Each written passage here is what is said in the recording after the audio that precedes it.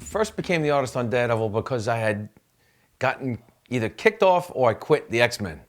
And I had this crossroads in my mind where I didn't know if I wanted to be a cartoonist anymore. I was really fed up with the industry. And it wasn't because of comics itself, it was personalities. The guys I was dealing with were boneheads, to say the least. At any rate, Ralph Macchio asked me if I wanted to do Daredevil. Simple as that. He said it's a great character, and he says you can do full pencils and do your own storytelling, play to your strength. And that was it. It was simple as that. I was ready to walk from the industry at that time. So it was a nice, and that actually, to me, is a turning point in my so-called comic books career. I was ready to go at that point. Then working on Daredevil, I suddenly got invigorated and improved from then on.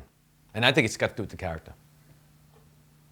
It's a very graceful character, as opposed, it's the opposite of Spider-Man, who's awkward and gawky. But it's a graceful character, and the costume reveals a nice amount of muscle tone that you can play with. And it's a simple costume with the 2 Ds. And I actually picked that character to be the most fun to draw out of all the characters I've drawn, more than Spider-Man. Although the Punisher is a close second, because it reminds me of my uncle.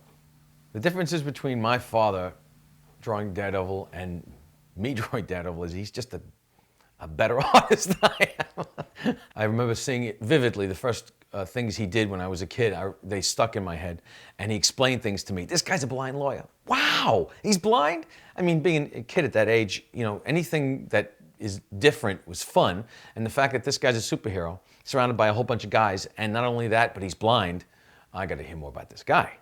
So in my mind, it started out as my father. By the time I got to the end of my hand, it was me.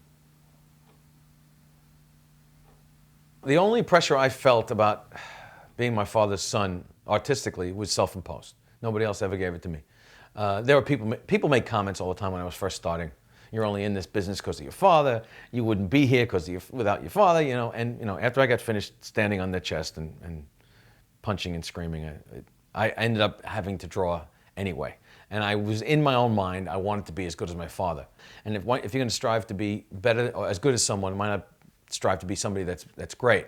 So it was self-imposed, and yet it gave me a great incentive to work harder. I call my style the deadline style. Whatever comes out on time, that's my style. And that's the truth, because I've always been so greedy. You try and work fast enough to pay the bills and so on, and I want to own a certain car.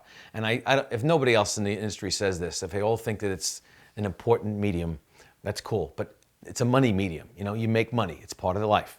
And at the time, I was getting paid nothing page-wise, just like everybody else that starts out. So you tend to work on speed. Excuse me. You tend to work with speed. That sounds terrible too. Speed is important to me. Drugs have nothing to do with this. The quicker you are, the more money you make. So I only developed a style as far as how quickly I could work. Whatever came out, that's all I was conscious of. I was never copying anybody else. I was trying to emulate my father, but that was impossible. You do anything every day for 26 years, 12 hours a day, you're going to get good at it eventually. If there was a change in the way my artwork looked, it wasn't an effort. It just happened.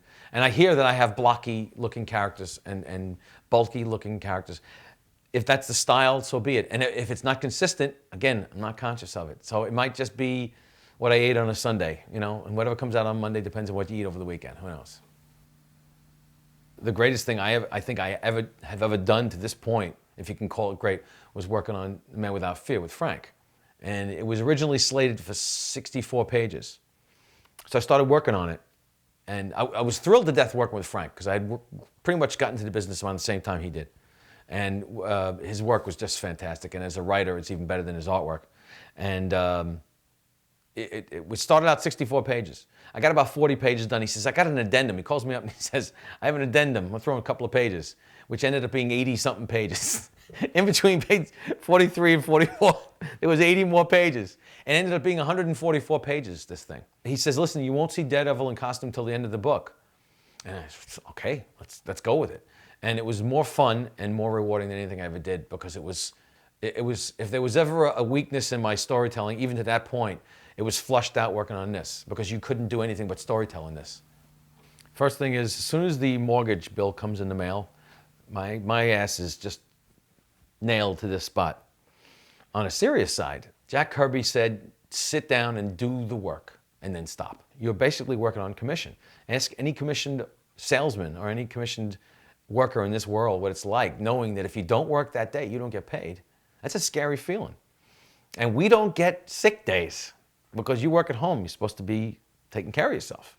So I take the vitamins and I drink a ton of water, although I do have to get up quite a few times during the day. When you drink a lot of water, you have to get up out of your desk.